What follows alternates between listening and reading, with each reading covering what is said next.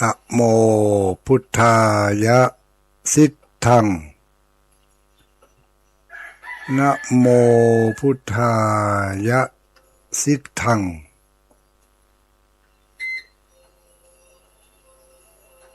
นะโม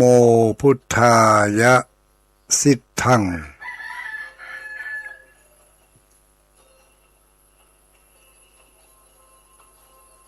พระสัมสัมวิสะเทภะพระสัมสัมวิสะเทภะ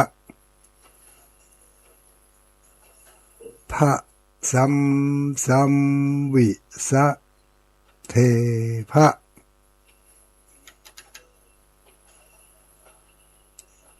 ขอความนอบน้อมแด่องค์สมเด็จพระสัมมาสัมพุทธเจ้าขอน้อมอภิวาทแด่พระสัทธรรมเจ้าขอน้อมนมัสการแด่พระอริยสังฆเจ้าขอถวายความเคารพมายังท่านพระคุณเจ้าท่านเจ้าคณะพระสังฆาธิการท่านครูบาอาจารย์พระสงฆ์องค์สังฆเจ้าทุกรูปทุกตนทุกองค์เจริญสุขเจริญพรอรุณสวัสดิ์มายังอุบาสกอุบาสิกานักศีลนักบุญผู้มีบุญทั้งหลายทุกผู้ทุกคนเจ้าวันนี้เรามีโอกาสได้มาพบมาปะกันแถมก็ได้ชื่อว่าเราเป็นผู้มีบุญยังมีบุญที่ได้มีโอกาสมาพบมาปะกันในยามเจ้าตื่นมาลุกมาแล้วก็ล้างหน้าด้วยน้ำใสๆติดตามมาโดยล้างจิตล้างใจด้วยน้ำแห่งพระสัทธรรมขององค์พระสัมมาสัมพุทธเจ้าที่เราทั้งหลายได้ศึกษาได้ยินได้ฟังกันมาโดยตลอดเป็นเครื่องบรรเทาซึ่งความทุกข์ยากลำบากความอิจฉาระอาใจต่างๆอันที่เกิดขึ้นกับเราก็ดีเกิดแล้วก็ดีกำลังเกิดก็ดีหรือที่ยังไม่เกิดความทุกข์ยากลำบากมันมีกันทุกคนจะมีเมื่อใดนั่นก็อยู่ที่บุญปาวาสนาส่งถ้าหากว่าหมู่เฮาทั้งหลาย อ่าได้สร้างบุญสร้างกรรมสร้างเวรกันมามากน้อยเพียงใดสร้างมานักสร้างบุญมานักบุญก็ให้ผลก่อนเนาะถ้าสร้างบาปมาหลายบาปก็ได้โอกาสก่อนก็จะให้ผลก่อนอย่างเวลานี้หมู่เฮาทั้งหลายเป็นผู้มีบุญได้สร้างบุญมานักมาหลายบุญก็จึงส่งผลให้เฮาได้เกิดมาเป็นมนุษย์เป็นมนุษย์เป็นผู้เรียกว่าเป็นมนุษย์ก็คือเป็นผู้ที่มีบุญมีวาสนาสูงส่งกว่าฝูงหมูสัตว์เดรัจฉานทั้งหลายสัตว์เดรัจฉานเหล่านั้นเขาจะมีความทุกข์มีความสุขมีอย่างไรเขาก็บ่มีโอกาสที่จะได้เสาะแสวงหาวิธีแก้ไขและวิธีปรับปรุงเหมือนกับหมู่เฮาทั้งหลายผู้เป็นมนุษยชาตินี่เพราะว่ามนุษยชาติเป็นผู้ที่มีจิตใจอันสูงส่งมีสติดีมีปัญญาดีมีสติมีปัญญาก็เป็นมนุษย์ผู้มีสติมีปัญญานักกว่าหมู่เดรัจฉานทั้งหลายเพราะว่าหมู่เดรัจฉานนั้นเขามีมันมีสติปัญญามันก็มีนะแต่มันตึกมันตึกมันมีที่ตึกแต่มนุษย์นี่บ่มีที่ตึกพัฒนาไปเลยเขาจะหันได้ว่าทุกสิ่งทุกอย่างรอบตัวของเขาเนี่ยเนาะมันเกิดมาจากปัญญาของมนุษย์ทางนั้นมนุษย์เหล่านี้ก็พัฒนาไปเลยบ่มีการหยุดยั้งอันนั้นดีแล้วก็เอาอันนี้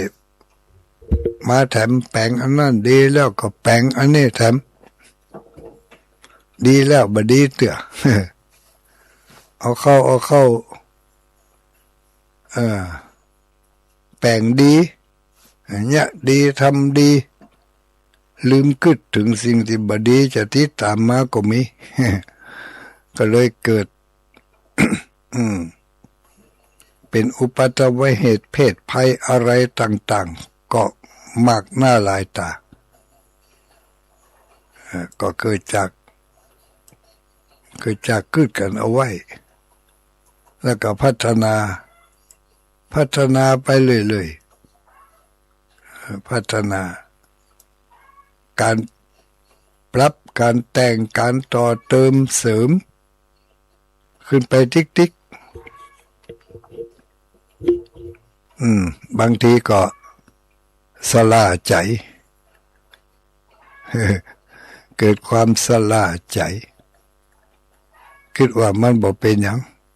นิดๆหน่อยๆที่ไหนได้เพื่อหู้คิงมาโอ้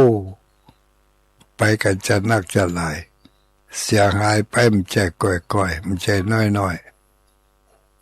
ๆก็ส่วนหนึ่งก็เกิดมาจากความ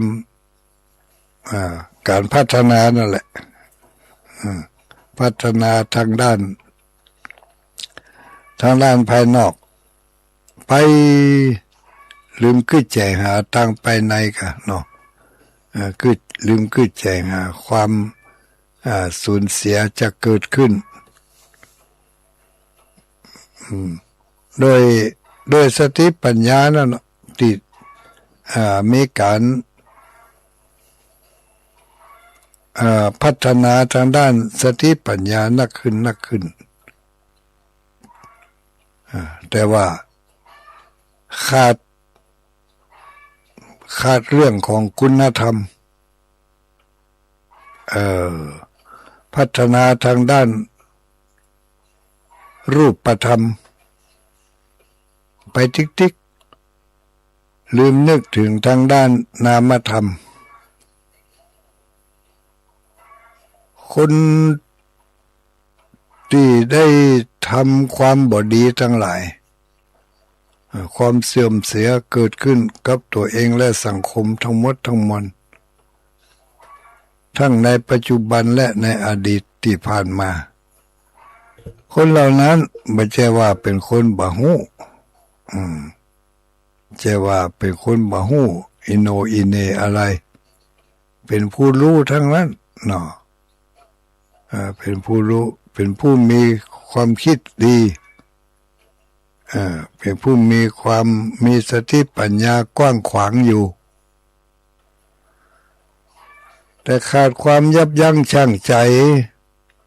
ส่วนหนึ่งขาดความยับยั้งชั่งใจ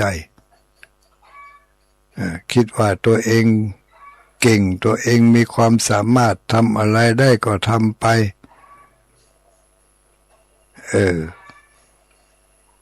ขาดความเฉลียวใจว่าวันหน้าวันตามาล่ามาลูนมาคนที่เขามาต่อยอดมาลูนเขาจะเอาไปต่อยอดในทางที่เสื่อมเสียในทางที่บดีเป็นการเอาภูมิปัญญาที่ตัวเองคิดได้เนี่ยได้ตั้งไว้ได้เริ่มต้นได้เอาไปเนี่ยในทางที่บดีเอาไปต่อยอดในการ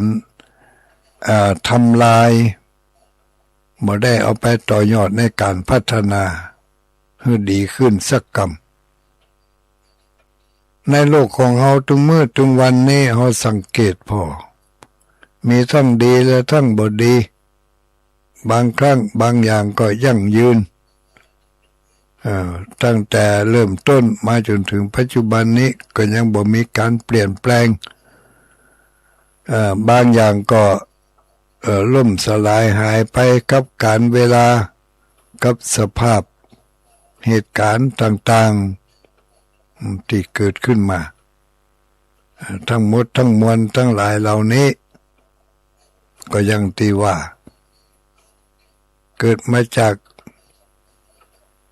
การพัฒนาของมนุษย์การพัฒนาการปรับปรุงการจัดแจงแต่งแปลงสร้างมันขึ้นมา แล้วก็บางอย่างที่มันเป็นอมตะอยู่ในด้านสร้างสรรค์อย่างเดียวในด้านให้ความสุขอย่างเดียวบ่มีเบนเบียงไปในทางก่อให้เกิดความทุกข์ก็มีสิ่งเดียวสิ่งนั้นก็คือพระธรรมคำสอนของพระสัมมาสัมพุทธเจ้าอันนี้เป็นหนึ่งเดียวเป็นหนึ่งเดียวแล้วก็ตั้งอยู่กู้กับอะไรเป็นความดีก็กู้กับความบดีน่ะเนาะ น้ำธรรมคำสอนเป็นสิ่งที่ดีก็มาเป็นกู้ครับความบดีความบดีที่มันเกิดขึ้นตั้งอยู่ในใจของเขานี่แหละไม่ได้ไปเกิดที่อื่นถ้าเขาเก็บมันไว้ความทุกข์ความชั่วร้ายทั้งหลายนี่นะถ้าเขาเก็บมันไว้มันก็สะสมหนักขึ้นถึงเวลาหนึ่งมามันก็ระเบิดออกมาทำลายเนอะทำมันระเบิดแล้วแต่ส่วนของคุณงามความดีหรือว่าส่วนของ นำธรรมคำสอนที่พระบรมศาสดาบรมครูของเรานี่ได้สั่งสอนบอกกล่าวแนะนำจักจุงหมู่เฮาทั้งหลายที่เป็นพุทธสาวกเพื่อทำอย่างนั้นเนี่ยอย่างนี้เพื่อจะลบหลีกความบดีทั้งหลายมันจะพึงเกิดขึ้นในตัวในใจของเฮาถึงมันจะเกิดขึ้นมาก็ให้มันอยู่ในตัวในใจของเฮาเบื่อมันลามปามไปหาคนอื่น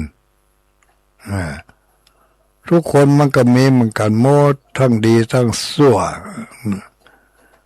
ทั้งดีทั้งชั่วอยู่ในตัวของเราเมื่อเราสะสมเก็บเอาไว้นักเก็บอันใดไว้เยอะในที่สุดสิ่งที่เราเก็บไว้นั่นมันก็แสดงผลออกมาเราได้หู้ได้หันได้รับผลได้รับผลจากการกระทำจากคำที่พูดของเราเก็บไว้ สิ่งใดที่เป็นอันตรายนะญาติโยม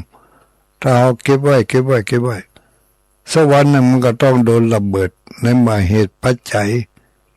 ม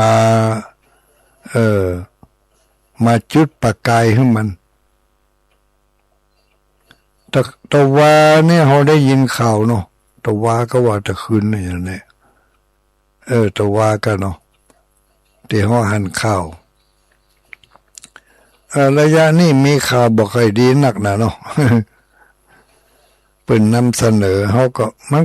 บ่อ่านมันก็บ่พอก็บ่ได้บ่พอมันก็ตัดตาบ่พามันก็ตัดต่อมันเปิดมาแล้วมันปะเขาใส่ข่าวที่อันยังเอาที่ใกล้ๆตัวนี่แต่หลังจากข่าวนี่อันใดไล่แรงบ่ฮู้แล้วนะเพราะบ่ได้อ่านมาเจ้านี่บ่ได้อ่านกำเตือข่าวที่ผ่านมาเนี่ยข่าวอย่างข่าวที่รุนแรงหลายๆอย่างเนาะมีตุเจ้าโดนรถจนมีตุเจ้าล่องแพตกน้ำข่าวย่อยๆนั่นว่ากันนะแล้วก็มีไฟไหม้มีอันนั้นก่อนกันนะมีอย่างก็มีอุโมงค์บ้านเปิ่นบนอุโมงค์ใต้ดินไม่ใช่อุโมงค์บนดอยนะอุโมงค์ใต้ดินมันหัวมันซึมเนาะถนนระเบิดพ่องอย่างพ่องน้ำป่าไหลหลากน้ำท่วมฝนตกพ่องนะแล้วก็ในบ้านเขานี่ก็มีข่าวเกี่ยวกับไฟไหม้นะไฟไหม้ตัววันซื้อนี่ไฟไหม้พลับไฟไหม้อย่างนั้นสถานบันเทิงนะหนีมาได้ก็ตายหลายผู้หลายคนอยู่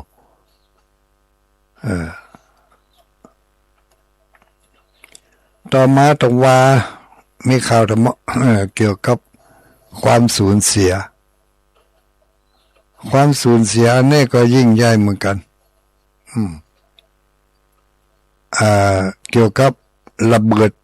ระเบิดอันยังก็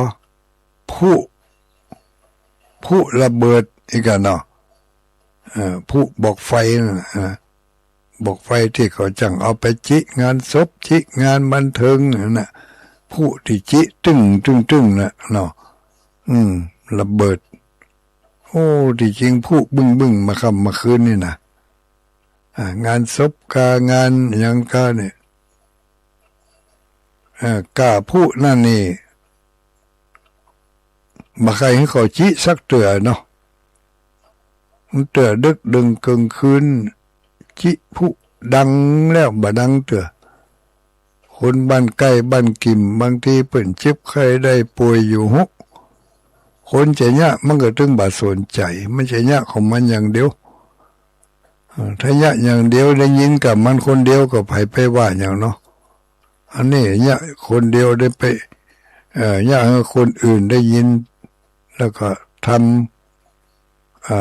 ให้คนอื่นใกล้ๆรอบๆรัศมีนั่นเกิดความเดือดร้อนตัวเองม่อนคนอื่นเดือดร้อนมันเบียดเบียนกันอย่างนี้ก็อย่างที่พลับที่บาที่อย่างนี้คนที่ชอบใจม่อนใจก็เข้าไปเข้าไปแล้วก็เมื่อได้รับอันตรายก็รับอันตรายคนเดียวหมู่ที่ห้ำหาดก็จะต้องได้ดูแลรักษาอันนี้ก็ได้ยินข่าวมาทั้งหมดทางรัฐบาลจะช่วยนั่นช่วยนี่ได้ไปถามอาจารย์เบีย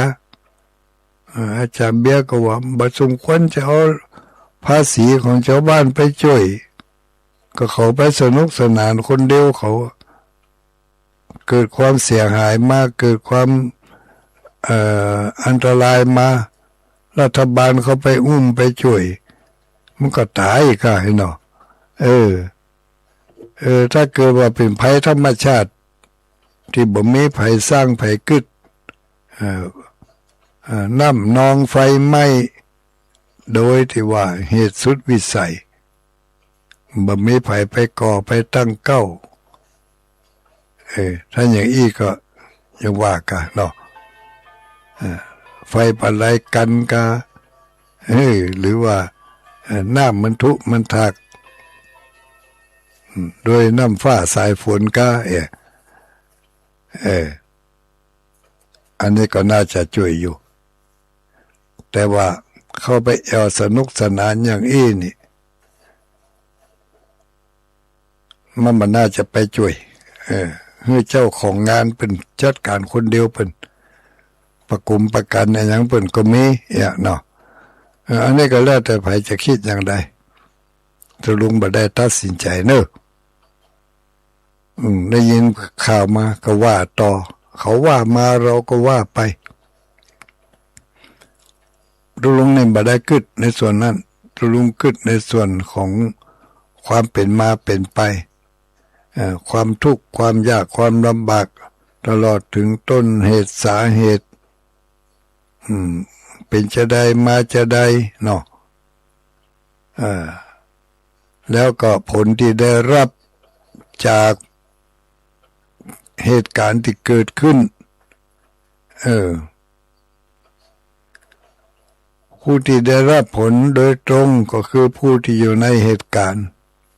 อย่างหมู่เฮาตั้งหลายอยู่ตั้งนอกนี่เขาจะได้รับผลกระทบอยู่พ่องถ้าเขาไปใส่ใจมันเกิดความเอ็นดูสงสารจิตใจก็ซอกไปกึดไปต่างๆนานาแล้วแต่ว่าสติปัญญาภูมิหู้ภูมิธรรมของไผมีอย่างใดก็กึดไปในทางนั้นตามทัศนคติของตัวเองเหตุการณ์ต่างๆมันเกิดขึ้นเหตุการณ์ที่สุดท้ายที่ตุลุงได้หันนี่ก็คือเนี่ยไฟไหม้ผู้ระเบิดนี่แหละมันระเบิดก็ผู้ที่เข้าไปได้รับความเสียหายก็ไม่ใช่น้อยๆเหมือนกันหลายผู้หลายคนอยู่ก็เหมือนกับเหตุการณ์ที่ทุกเจ้าล่องแพเนาะนาคีแพมาตกน้ำอันนี้บ่ฮู้รายละเอียดนักหนาแล้วก็ทุกเจ้าที่โดนรถชนหลายตนหลายองค์เหตุการณ์เหล่านี้ไม่ใช่เกิดขึ้นเฉพาะเวลานี้หรือว่าในช่วงปีนี้เท่านั้นเกิดซ้ำๆซ้อนๆกันมาตลอด เพียงแต่ว่ามันเปลี่ยนรูปเปลี่ยนร่างเปลี่ยนแบบไปเท่านั้นเองเปลี่ยนเหตุการณ์ญาติโยมทั้งหลายเคยได้ยินได้ฟังพระธรรมคำสอนที่พระสัมมาสัมพุทธเจ้าเคยแสดงให้แก่พุทธบริษัททั้งหลายตั้งแต่พระภิกษุสงฆ์องค์สังฆเจ้าตลอดจนถึงศรัทธาญาติโยมเป็นได้แสดงไว้ ถึงข้อคิดข้อธรรมต่างๆกับเหตุการณ์ที่เกิดขึ้นมากมายหลายอันหลายประการบอกว่าจะเป็นเหตุการณ์ในปัจจุบันพระพุทธองค์ก็โยงเข้าไปถึงในเรื่องของอดีตเพราะว่าเหตุการณ์ปัจจุบันเป็นผล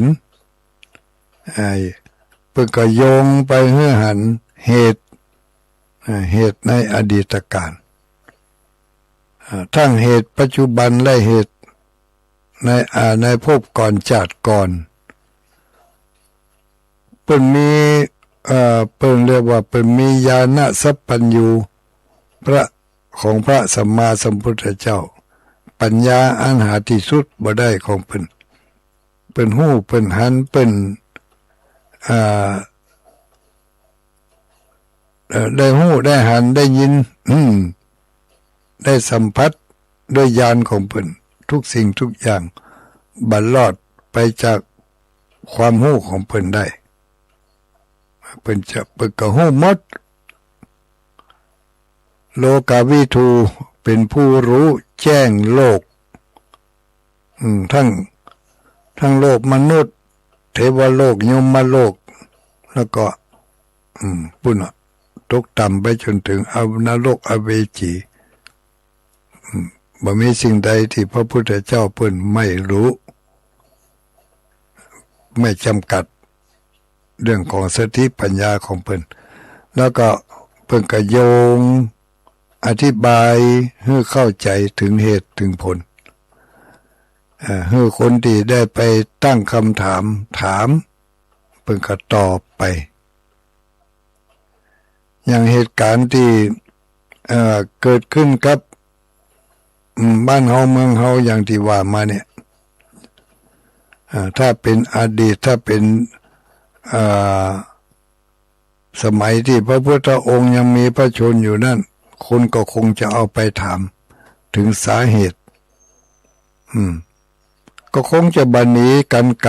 กับที่เพิ่นได้เล่าถึงเหตุการณ์ต่างๆที่เกิดขึ้นในสมัยพุทธกาลแล้วก็โยงมาจนถึงในสมัยเฮาทั้งหลายอันใดที่เฮาพอที่จะฮู้ได้เฮาก็เปรียบเทียบเอาโดยประมาณนั้นนี่นะอย่างเหตุการณ์ที่เกิดขึ้นโดยความรุนแรงต่างๆเมื่อเกิดเป็นเหตุขึ้นมาเกิดความเสียหายขึ้นมาก็บ่ใช่เสียหายเพียงแต่ผู้เดียวเสียหายหลายผู้หลายคนรวมกันบางคนเมื่อถึงวิบากกรรมมาแล้ว วิบากกรรมมันฮื้อผลแล้ว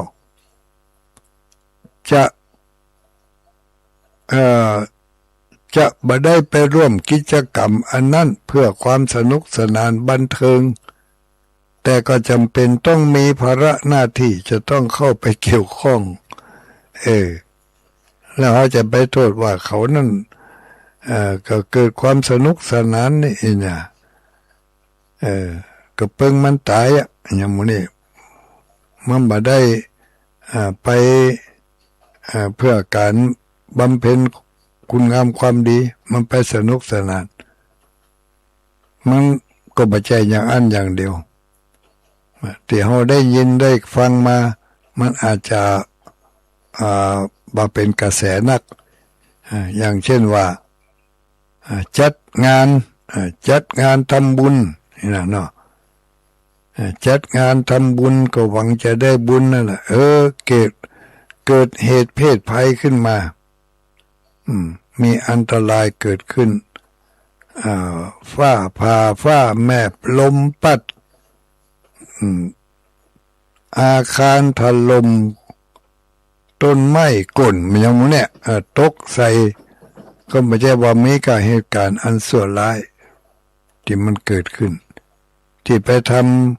ทำบุญทำกุศลเกิดเหตุร้ายขึ้นก็มากมายเหมารถไปทอดผ้าป่าไปทอดกฐินรถเกิดอุบัติเหตุเสียหายตายก็หลายอันนั้นมันก็รวมกันไปตายในลักษณะของการรวมกันบางทีก็จะไปต่างประเทศขึ้นเครื่องบินไปเครื่องบินหายไปตึงลำก็มีไปไหนหมู่สหบพระเท่าบเดียวคนอยู่ในหันจัดนักจัดหลายเป็น200-300หายยกชุดเลยอันนี้ก็คือเหตุที่มันเกิดขึ้นต่างๆนานาหมู่เฮาทั้งหลายในฐานะที่เฮาเป็นชาวพุทธเนาะเฮาได้ยินได้ฟังมาใน หัวข้อธรรมต่างๆแล้วก็เพิ่นก็โยงใยไปถึงอดีตจากมาหาผลโยงใยจากผลที่เฮาได้ฮู้ได้หันได้ยินและเผลอๆบางอย่างเฮาเป็นคนอยู่ในร่วมในเหตุการณ์ตัวว่าผลที่เกิดขึ้นในเวลานี้ที่หมู่เฮาทั้งหลายได้รับผลกระทบนั่นเกิดมาจากอดีตเหตุทั้งนั้นเพียงแต่ว่ามันมีอวิชชาที่มาปิดกั้นเบื่อเฮาหู้ทะลุล่วงไปจนถึงต้นเหตุของมันว่ามันมาอย่างไรหู้อย่างเดียวว่าเหตุบ่ดีก็ยากให้เราได้รับผลในทางที่ไม่ดีถ้าเหตุดีก็ยากให้เราได้รับผลในทางที่ดีความดีนั่นก็คือความสุขความสบายความม่วนอกม่วนใจอุ่นอกอุ่นใจร่าเริงบันเทิงคิดบันเทิงใจอันนี้เป็นผลจากเราเคยได้ทำความดีมาวันดีคืนดีอยู่มาได้ก็ยิ้มยุ่ย สบายใจลูกแต่ตรงกันข้ามมาเมื่อใดบาปมันให้ผลเมื่อใดความชั่วมันให้ผลเมื่อนั่นแหละมุนมองตองเศร้าอยู่มาได้ก็เหงาโกงกหาความร่าเริงบันเทิงบ่ได้เลยเผลอๆกึดหาสาเหตุก็ตึงบปะว่ามันเป็นมันหยังนี่วันนี้กูยังมาบ่ม่วนอกบ่ม่วนใจบ่มันถึงวันหอก้อยสหาสาเหตุบ่ปะเลยจะว่าเป็นแต่เฮาไปยะนั่นยะนี่กะก็บ่ใจนี่จะว่าเป็นแต่เฮากินผิดกะก็บ่ใจนี่กินกาแฟนักไปกะก็บ่ใจวันนี้ยังบ่ได้กินหยังกำเตือนนะก็บ่มีไผมาแจ้งมาด่าลูกหลานเขาก็ทำหน้าที่ของเขายังกับถึงมื้อถึงวันแต่ใจเฮายังมาบ่ม่วนงุดงิดงุนงานพออันยังก็ไปอ่านขวางหูขวางตาไปเหไปตุไปเสียงนั่นแหละบาปมันให้ผลนะอุ้ยบาปมันให้ผลบ่มีสาเหตุอย่างอื่นภายนอกแต่มันก็เป็นเหตุที่มันเกิดขึ้นภายในใจเพราะว่าคนเฮานี่มันมีกายกับใจเนาะอยู่ด้วยกันเนี่ยกายถ้าเกิดไปทำความบดีมันก็จะได้รับผลกระทบส่งผลให้ในอนาคตต่างหน้าเขาก็จะได้รับสิ่งที่ไม่ดีถ้าเอาไปทำสิ่งที่ดีๆมีประโยชน์เพื่อการสร้างสรรค์เพื่อการพัฒนา มันก็จะดีขึ้นแล้วก็ผลสุดท้ายมันก็เป็นความดีความสุขความสบายความม่วนอกม่วนใจลูกเกิดขึ้นอันนี้ก็ในอดีตเหตุปัจจุบันผลเนาะที่เราจะได้รับกันก็เราศึกษาไปเรียนไปพอไปฟังไปอันใดดีปรับปรุงอันใดดีพัฒนาได้ก็คือการทำให้มันดีขึ้นก่อยๆเนี่ยไปทำไปเพราะเอามันเป็นลักษณะขี้เปอะพอกหางหมูสร้างมาหลายภพหลายชาติ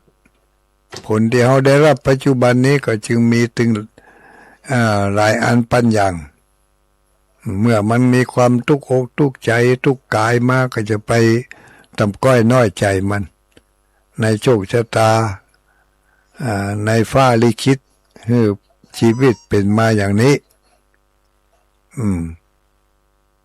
บ่มีฟ้าที่ไหนจะมาลิขิตเขานี่แหละลิขิตตัวของเขาเองเมื่อมันให้ผลแล้วเขาก็จะไปสร้างบาปเพิ่มขึ้นมาแทนข้อสำคัญอยู่ที่นี้เขาจะไปสร้างบาปสร้างอกุศลเพิ่มมันจะบ่หู้จักหาย เหมือนก็เขากินยานี่กันนะเขาเป็นพยาธิเป็นโรคนี่ถ้ากินยาถูกมันก็ก่อยหายไปถ้ากินยาบ่ถูกมันก็อย่างอันน่ะจะว่าหายก็บ่หายจะว่าเพิ่มมันก็บ่เพิ่มคงตัวอยู่เพราะเขากินยาบ่ถูกมันก็ถูกกึ่งนึงนะถูกที่มันเบื่อมันลามความนึกความคิดการกระทำต่างๆกำอู้กำจาของเขาถึงเมื่อถึงวันนี้นะมันจะเป็นเหตุให้เขาได้รับผลในอนาคตต่างหน้าเนอะบอกว่าจะเป็นเรื่องที่ดีและเรื่องที่บ่ดีที่เขามาทำไปกึดไปอู้ไปเหล่านี้เป็นว่าจะเป็นสมบัติของเขายัญจะกโรติกาเยนะวาจายะอุทธเจตสาเนี่ยสมบัติเกิดจากการสะสมเกิดจากการเก็บออมเนี่ยนักทำนักก็มีไว้นักเนี่ยน้อยทำน้อยก็มีไว้น้อยสร้างความดีมานักมาหลายด้วยการเฮือตานแบ่งปันสิ่งของแบ่งปันโอกาสแบ่งปันจิตปันใจแบ่งปันคุณงามความดี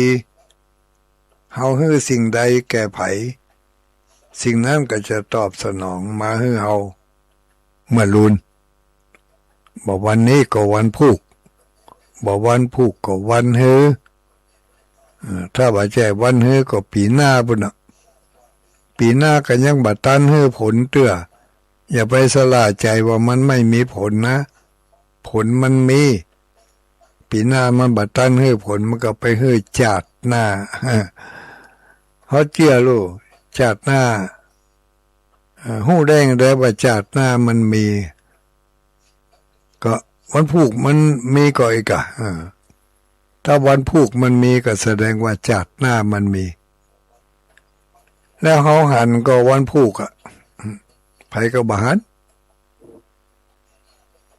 ว่ามันจะมีก็บ่มีแต่วันดวงนี้วันผูกเขาจะหันก็บ่ฮู้ที่มันกำลังจะแมนมานี่บางอย่างเขาก็ขาดคะเนได้บางอย่างเขาก็ขาดบ่ได้บางอย่างขาดไปแล้วอย่างที่มันว่าอย่างที่คิดได้ในอดีตชาติที่มันที่อดีตภพอดีตชาติที่ผ่านมา เราได้ทำอะไรไว้มากมายบางอย่างเขาก็หู้ได้โดยการการคิดการประมาณเอาอนุมานเอาอย่างที่ว่าอย่างที่ทุกเจ้าว่านี่ก็อนุมานเอานี่ไม่ใช่หันด้วยตาวิเศษไม่ใช่หันด้วยญาณวิเศษมีอย่างสักอย่างบ่มีตาวิเศษบ่มีญาณวิเศษมายังเพียงแต่ว่าได้ชื่อได้จำได้อ่านได้ฟังมาก็เอามาเล่ากันต่อเพื่อจะให้เกิดความบรรเทาใจเหมือนกับเอาน้ำใสสะอาดล้างสิ่งสกปรกออกไปจากเนื้อจากตัวจากหน้าจากตาในเวลาเจ้าอย่างนี้เนาะล้างหน้าด้วยน้ำใสสดชื่นแจ่มใสอารมณ์ดี เพราะว่าสภาพแวดล้อมมันดีแต่ถ้าสภาพแวดล้อมมันเสียก็อารมณ์ไปด้วยเหมือนกันเนอะจะไปเอามาเริ่มต้นชีวิตใหม่เริ่มต้นวันใหม่ด้วยคำว่านะโมพุทธายะสิทธังเป็นที่จังที่ปึ่งของเฮาทั้งหลายท่องเขาไว้ท่องตึงวันเอาจนมันเป็นปกติวิสัยของมันตื่นเจ้ามาคือใจได้นะโมพุทธายะสิทธังอันนี้เป็นสรณะเป็นที่ปึ่งอันอุดมเป็นที่ปึ่งอันเกษมเอตังโขสรนังเขมังอันนี้เป็นที่ปึ่งอันเกษมสมบูรณ์อย่างอื่นนั้นเอาเป็นที่ปึ่งมาได้มันอาจจะละเละวันใดวันหนึ่งแต่ถ้าเราเอาน้ำธรรมคำสอนของพระพุทธเจ้าเป็นที่จังที่ปึ่งแล้วนับวันนับแต่จะให้คุณให้ค่าให้ประโยชน์นักไปทิกเมื่อนะโมพุทธายะสิทธังจบแล้วต่อไปด้วยคาถาประจำวันกะท่องเข้าไว้บ่เสียหลายมันเบื่อผลประเดี๋ยวนี้ในอนาคตต่างหน้าจะได้ผลอย่างแน่นอนได้รับผลแน่นอนเพราะถ้าของบดีแล้วเพิ่นถือบ่เอามาไว้อันนี้กี่พันปีแล้วไปฮู้ที่เพิ่นบอกเพิ่นกล่าวกันมาเนาะจะเป็นพันปีก็100 ปีก็เฮาก็บ่ฮู้แหละแต่มันเป็นของดีของดีสิ่งที่ดีเพิ่นเรียกว่าเป็นพระธรรมโลเนี่ยเป็นพระธรรมมาเดี๋ยวนี้เขาอาจจะบ่ฮู้อาจจะบ่เข้าใจมันอาจจะบ่เฮ็ดผลหันตันหูตันตาแต่เขาก็สะสมไว้สะสมเอาไว้ในมโนสำนึกเวลาจะคิดจะนึกจะคิดอะไรอย่างจะอู้จะจาอะไรอย่างออกไปคือใจหาเฮามีนะโมพุทธายะสิทธังนะจะไปอู้ไปเลยนะคำอู้ของเฮาศักดิ์สิทธิ์นะเนี่ยคำอู้ของเฮาศักดิ์สิทธิ์นะศักดิ์สิทธิ์บ่ศักดิ์สิทธิ์ลองไปด่าเขาหรอ เกิดผลทันทีเนี่ยไม่เชื่อลองว่าเนอะบึดลองป้าไผ่ลองยืนเอามือต้องเอวด่าพอหรอมันจะมีผลเป็นอย่างไรพ้องถ้ามันบัดซักซีก็แสดงว่าเขาด่าไปแล้วเหมือนกับเขาด่าต้นไม้นะอันนั้นแหละคือบัดซักซีละ ลองก่อนเนอะเอาไปยืนอยู่กลางกองนั้น ไผ่ผ่านมาก็เอามือเต้าแอวจี้หน้าด่าเลยนี่มันศักดิ์สิทธิ์นะเพราะฉะนั้นนะโมพุทธายะสิทธังนี่วันนี้เป็นวันจันทร์ไม่ใช่วันนี้เป็นวันพฤหัสบดีกันเนาะวันพฤหัสบดี มีคาถาประจำวันพฤหัสบดีเพิ่นเฮือท่องเอาไว้เหมือนกับเขาเอาเครื่องเหมือนก็เขาเอาสายสร้อยมาก้องคอนี่กันเนาะสายสร้อยมันเป็นเปิ้นเป็นปริศนาธรรมนะเว้ยเอาสายสร้อยมาห้องก้องคอนี่ไผบอกสายสร้อยที่เป็นเครือเขามาก้องคอลูเนาะแล้วก็ไผบอกเอาฝ้ายจุงหัวผีมาก้องคอลูเป็นเอาเหมือนอย่างมาก้องคอเอาสร้อยทองที่มีราคาแพงๆประเดี๋ยวนี้บาทหนึ่งกี่หมื่นกี่พันกี่แสนแล้วไปหู้แล้วมีหนังแถมมีสร้อยทองแล้วยังจะต้องเอาผ้าเอาเหรียญสิ่งดีๆมาก้องคอตื่นเจ้ามาล้างหน้าล้างตาเสร็จเรียบร้อยแล้วเอาผ้าเอาเหรียญเอาของดีๆมาก้องคอมาสวมแขนสวมมือสวมนิ้วเผลอๆยก เอาแว่นเอาอย่างมาใส่ตาแถมเหล่านี้เป็นของดีๆที่เอามาใส่เนี่ยเข้ามาในเนื้อในตัวของเขาเนี่ยปริศนาธรรมตัวนี้ก็คือว่าตื่นเจ้ามาต้องเอาสิ่งดีๆเข้ามาก้องใจคล้องใจเข้าไว้เนี่ยอย่าไปเอากับทองคำที่มันเป็นอันตรายเนี่ยทองคำนี่ทองคำแท้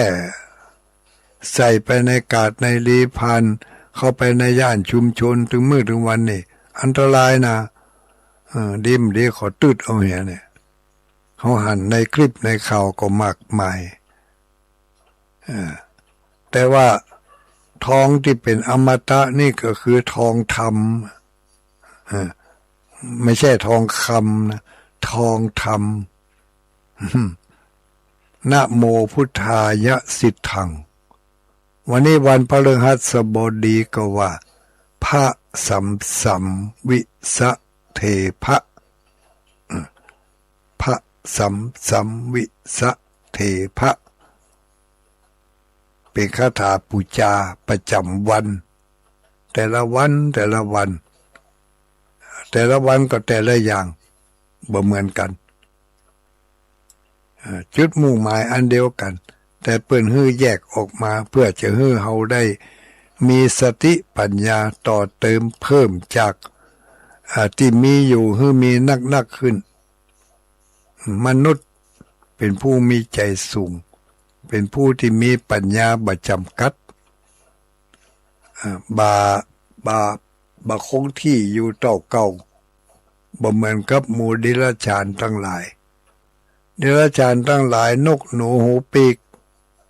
มันแปลงบ้านแปลงจองแปลงหอแปลงเฮือนของมันอย่างใดมันเคยอยู่เคยกินอย่างใดพ่อมันแม่มันมันหลานมันเคยแปลงบ้านแปลงเฮือนอย่างใดมาถึงเจนของมันก็มีอย่างนั้นแปลงบ้านแปลงเฮือนของมันก็อย่างที่พ่อไม่มันแปลงนะเนาะบ่ได้พัฒนาอย่างอื่นแต่มนุษย์เฮานี่พ่อแม่แปลงบ้านมาอย่างใดเกิดเมื่อตัวเป็นลูกเป็นเต้าก็สืบต่อแล้วก็มาพัฒนาปรับปรุงแปลงบ้านแปลงหอแปลงเฮือนแปลงที่อยู่อาศัย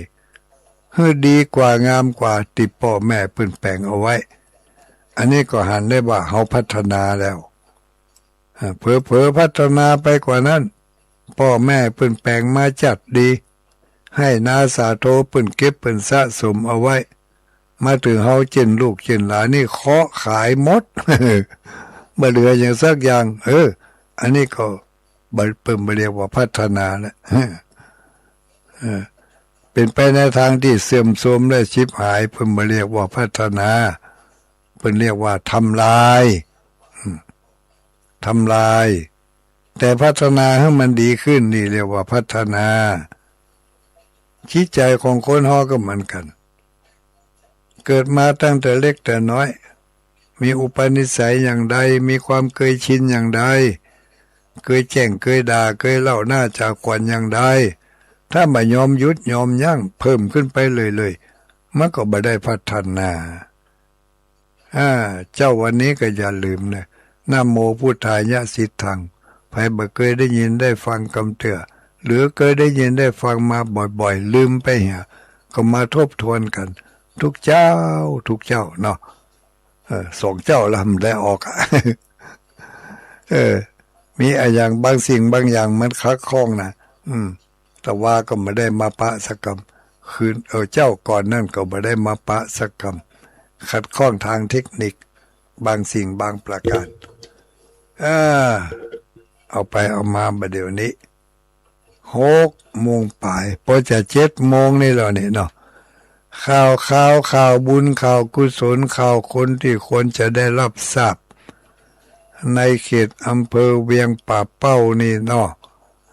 ไปไกลๆนี่ก็บ่ฮู้ว่ามีหยังบ่ล่ำบ่เหลือในเขตเวียงป่าเป้าในวันที่23นี่ก็เชิญไปร่วมรอเทียนพรรษา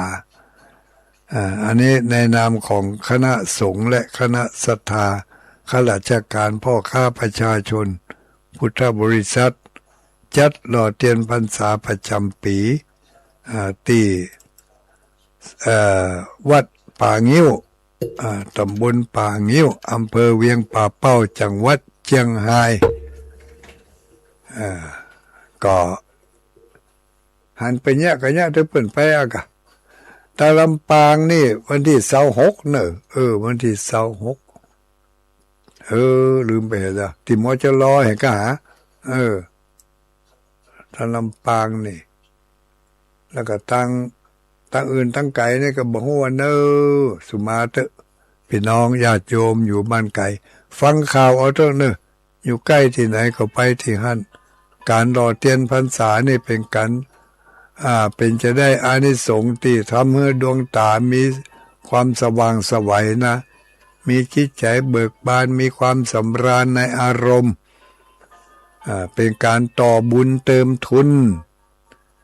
มีบุญอยู่แล้วตาเขาใสสว่างถึงเมื่อถึงวันนี้เพราะบุญเขาได้ถวายเทียนหล่อเทียนพรรษามาในอดีตปัจจุบันนี้ตาเขาบ่เขบ่มัวบ่